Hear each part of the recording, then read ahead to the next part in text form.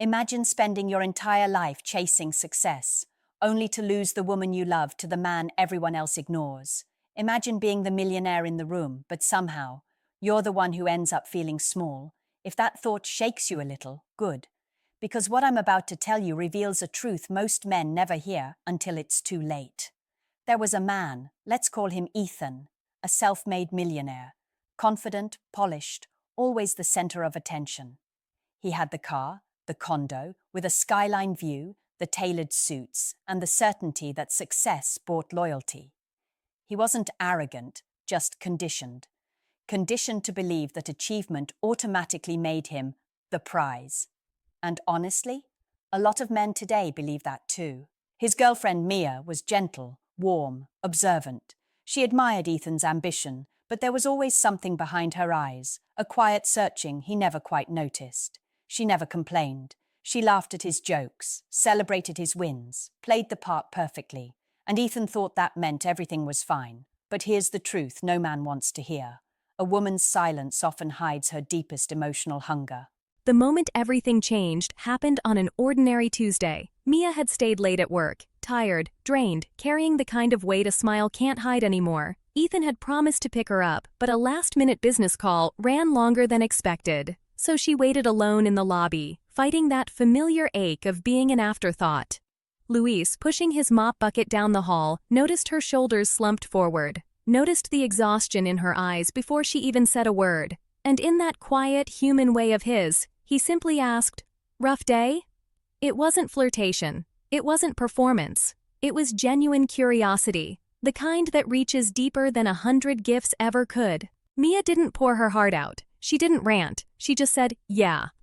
And Luis nodded like he understood without needing details. That moment, so small most men would miss it, felt like oxygen to someone who'd been silently suffocating. Because when a woman feels emotionally unseen, even the slightest bit of warmth becomes unforgettable. And here's where the psychology becomes uncomfortable. Women don't choose based on categories, millionaire versus janitor. They choose based on emotional safety. They choose based on who makes their nervous system relax. Ethan arrived 15 minutes later, annoyed about traffic and irritated by a deal that didn't go his way. He barely looked at Mia. His first words weren't, "Are you okay?" They were, "Let's go, I'm starving." It wasn't cruelty, but it was absence. And absence, repeated enough times, becomes a form of emotional erosion. On the drive home, Ethan talked about numbers, opportunities, investments. Mia listened the way people listen to a podcast playing in the background, present but not connected. Her heart was somewhere else, somewhere quieter, slower, softer. Mia started noticing things she had never paid attention to before, little differences that revealed the emotional worlds of both men with startling clarity. With Ethan, conversations felt like presentations. He talked at her, never to her. Every story was a victory lap. Every moment was an update on his empire. He didn't mean to overshadow her. He simply forgot that relationships are built on shared space, not one-sided broadcast. But with Luis, it was different. She saw him again 2 days later. This time, he wasn't even doing anything remarkable, just refilling a coffee machine in the office break room. She walked in, and he greeted her with the same warm, grounded energy. "Feeling better today?" he asked. He remembered. That alone made her chest tighten in ways she didn't expect. Most men have no idea how rare that is. Attention that isn't transactional. Curiosity that isn't performative. A presence that isn't trying to impress. Luis didn't have a $1 million portfolio. He didn't have designer watches or a sports car. What he did have was emotional availability, something more valuable than gold to a woman who feels chronically unseen. And this contrast began creating a silent storm inside her. Later that week, Ethan hosted a dinner with a few business partners.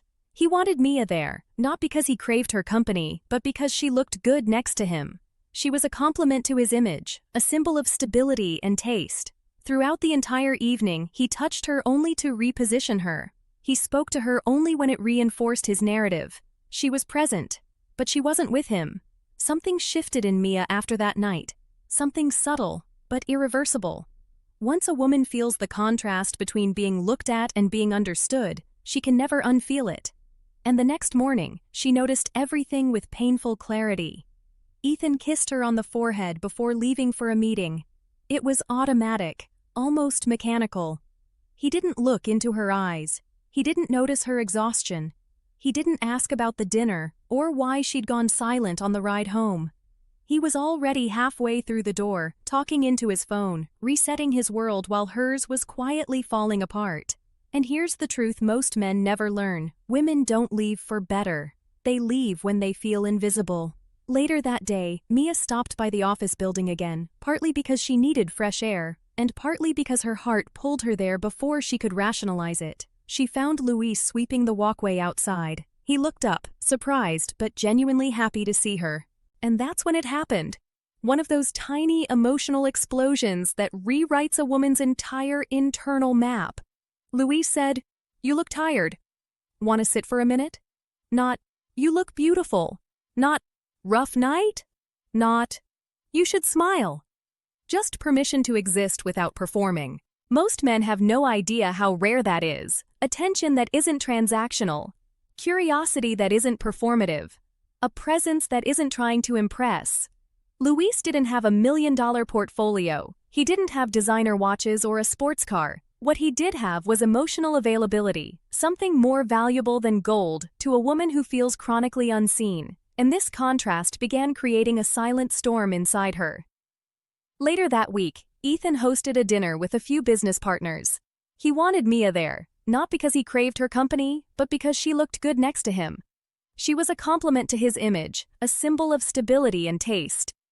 Throughout the entire evening, he touched her only to reposition her. He spoke to her only when it reinforced his narrative.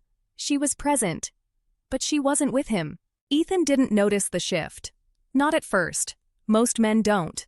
They mistake routine for connection, proximity for intimacy, possession for partnership. But women express emotional distance long before they walk out the door. And Mia's silence had changed. It wasn't frustration anymore. It was clarity. One evening, Ethan came home bragging about a business deal. He paced around the kitchen, loosening his tie, expecting her admiration like it was part of the furniture. He didn't notice her hands trembling, her eyes distant, her voice soft but steady. He didn't notice that she hadn't asked about his day because she no longer needed to know. And when he finally realized she wasn't responding the way he expected, irritation flickered across his face. "What's wrong with you lately?" he asked. Not, "Are you okay?" Not, "Talk to me." Just an accusation wrapped as concern. And that was the moment she truly saw him. Mia looked at Ethan the way a person looks at a familiar room after turning on the light for the first time. She saw the entitlement in his tone, the assumption that she should snap back into admiration mode. She saw the imbalance, the pedestal he stood on, the emotional labor she carried, the version of love she kept funding alone. And in her mind, something snapped free. The unraveling didn't explode, it unfolded quietly, the way truth often does. Ethan came home one evening expecting the usual routine, but instead, he found Mia sitting at the table with her hands folded, her expression calm. Too calm. The kind of calm that tells a man he's already lost.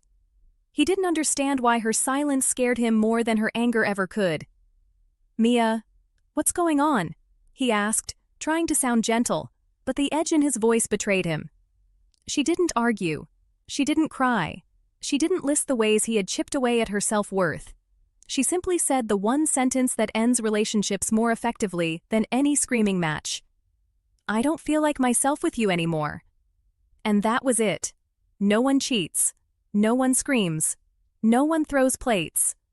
Just a woman recognizing her own emotional erosion and refusing to keep shrinking for a man who only loved the version of her he could control. Ethan tried everything, rationalizing, bargaining, even softening his tone.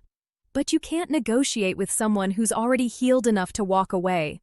And that was the part he never saw coming. She wasn't choosing Luis over him. She was choosing herself. Luis was simply the mirror that reflected who she could be without fear. A few days later, she packed a small suitcase. Not her whole life, just the pieces she still recognized. She left the apartment quietly, without dramatics, without bitterness. Luis happened to be sweeping the courtyard when she walked by. He froze when he saw her, his broom pausing midair. "Are you okay?" he asked softly. This time she didn't lie. This time she let herself exhale. This time, she let someone truly see her. "I will be," she said. And that was enough. The world later tried to label her decision. She left a millionaire for a janitor. They couldn't understand it because society measures value in numbers, not character. But peace isn't measured in dollars. Emotional safety isn't found in a paycheck. And a woman's heart doesn't respond to financial status. It responds to how she feels when she's in someone's presence. Most men never learn this. They think women leave for someone better. But the truth is harsher, deeper, and more confronting. Women leave when staying becomes a slow form of self-abandonment. So here's the question I want you to face honestly. Have you ever made a woman feel smaller without realizing it? Or have you ever stayed in a relationship where you were the one shrinking? Answer in the comments below. And if this story hit harder than you expected, like, subscribe, and share this video with a friend who needs to hear the truth no one ever told him.